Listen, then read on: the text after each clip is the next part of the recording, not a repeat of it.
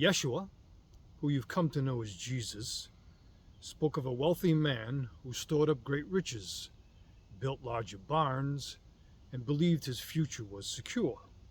But before he could enjoy what he accumulated, his life came to an end. The full circle path interpretation is this.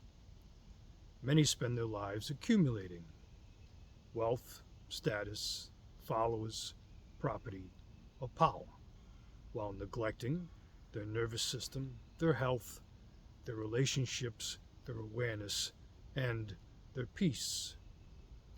The parable is not saying wealth is evil. It is asking, what is true wealth?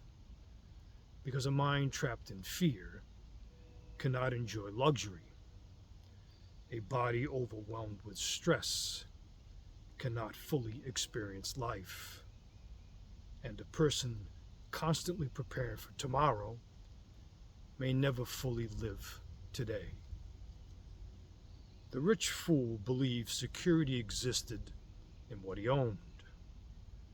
But real wealth is found in balance, clarity, health, presence, and meaningful connection. The deeper lesson is this. Do not spend your entire life preparing to live while forgetting to fully live.